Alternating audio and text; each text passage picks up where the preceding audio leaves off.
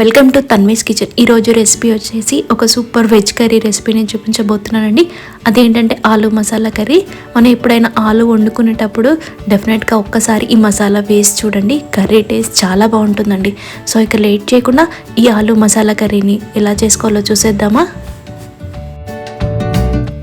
ముందుగా ఒక బౌల్ తీసుకొని అందులో 1 టేబుల్ స్పూన్ జీడిపప్పుని, అలాగే 1 టీ స్పూన్ గసగసాలను, చిన్న ముక్క దాల్చిన చెక్క, 5-6 లవంగాలు, 2 ఇలాచి, 1/2 టీ స్పూన్ సాజీరా, 1/2 టీ స్పూన్ జీలకర్ర, 1 టీ స్పూన్ ధనియాలను, అలాగే చిన్న ముక్క ఎండు కొబ్బరిని వేసుకోవాలండి.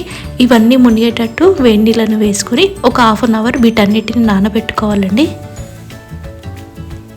మూత పెట్టేసి వీటిని పక్కన పెట్టేసుకుందామండి. ఇప్పుడు స్టవ్ వెలిగించి స్టవ్ మీద ఒక కడాయి పెట్టుకొని అందులో 2 టీ స్పూన్ల వరకు ఆయిల్ని వేసుకోండి. ఇందులో మసాలా కర్రీ కాబట్టి కాస్త ఆయిల్ ఎక్కువే పడుతుందండి. ఆయిల్ హీట్ అయిన తర్వాత చిన్న ముక్కలుగా కట్ చేసుకున్న ఆనియన్స్, అలాగే పొడవుగా కట్ చేసుకున్న 2 పచ్చిమిర్చిని వేసుకోండి. ఇక్కడ పచ్చిమిర్చి అనేది టేస్ట్ కోసం మాత్రమే వేస్తున్నానండి. మళ్ళీ ఇందులో కారపొడిని కూడా యాడ్ చేసుకుంటామండి. చూడండి, మనకు ఆనియన్స్ బ్రౌన్ కలర్లోకి వచ్చాయి కదా. ఇప్పుడు ఇందులో 1 టీ స్పూన్ అల్లం వెల్లుల్లి పేస్ట్ని, అలాగే 1/2 టీ స్పూన్ పసుపును వేసి వీటన్నిటిని మంచిగా కలుపుకోవాలండి.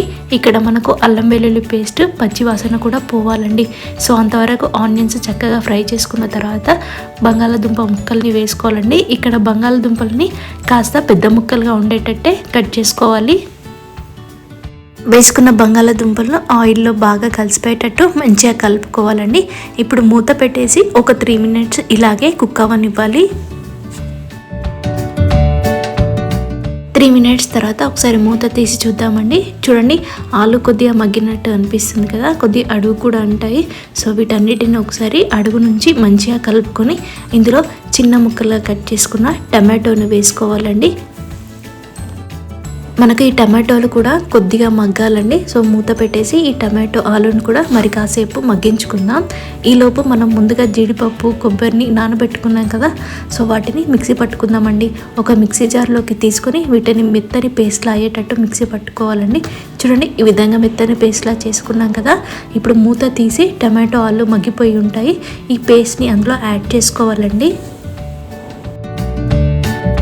పేస్ట్ యాడ్ చేసుకున్నాక ఇప్పుడే వాటర్ ఏమీ యాడ్ చేసుకోకూడదండి. ఈ పేస్ట్ ఆలులో బాగా కలిసిపోయేటట్టు అంతా ఒకసారి మంచిగా కలుపుకుని మూత పెట్టేసి ఆయిల్ పైకి తేలేంత వరకు ఇలాగే మగ్గించుకోవాలండి.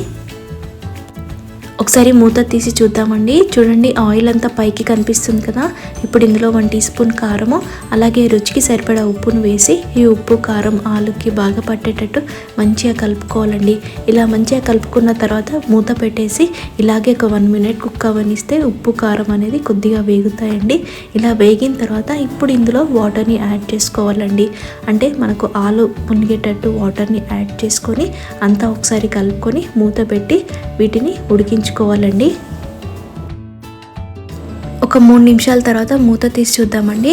చూడండి, గ్రేవీ అంతా మనకు దగ్గర పడింది. ఆల్మోస్ట్ ఆలు కూడా ఉడికిపోయి ఉంటుందండి. అయినా ఒకసారి చెక్ చేసుకుందాం. చూడండి, ఆలు కూడా మనకు మెత్తగా ఉడికిపోయిందండి. ఇప్పుడు ఇందులో తరిగిన కొత్తిమీర వేసుకొని స్టవ్ ఆఫ్ చేసేసుకుందామండి. రెడీ అయిపోయిన కర్రీని ఒక సర్వింగ్ బౌల్లోకి సర్వ్ చేసుకుంటే ఆలు మసాలా కర్రీ రెడీ అయిపోయినట్టే అండి. చూసారు కదా, ఈ కర్రీని చేయడం ఎంత ఈజీయో, టేస్ట్ కూడా చాలా బాగుంటుందండి. ఆలుని ఎప్పుడు ఒకేలా కాకుండా కాస్త డిఫరెంట్గా ట్రై చేయాలన్నప్పుడు ఈ రెసిపీని ఖచ్చితంగా ఒకసారి ట్రై చేయండి. టేస్ట్ సూపర్గా ఉంటుందండి. అంతేకాదండి, ఈ మసాలా కర్రీ పూరి అయినా, పుల్కా అయినా, బగారా రైస్ అయినా, బిర్యానీ అయినా, వైట్ రైస్ అయినా ఎందులోకైనా చాలా టేస్టీగా ఉంటుందండి. నేను ఈ మసాలా కర్రీ చేసినప్పుడు ప్లెయిన్ బగారా రైస్తో సర్వ్ చేసుకున్నానండి. టేస్ట్ మాత్రం చాలా అంటే చాలా బాగుందండి. సో ఈ బగారా రైస్ రెసిపీ కావాలన్నా డెఫినెట్గా కమెంట్ చేయండి. ఈ వీడియో మీకు నచ్చినట్లయితే please subscribe to my channel, like చేయండి, షేర్ చేయండి.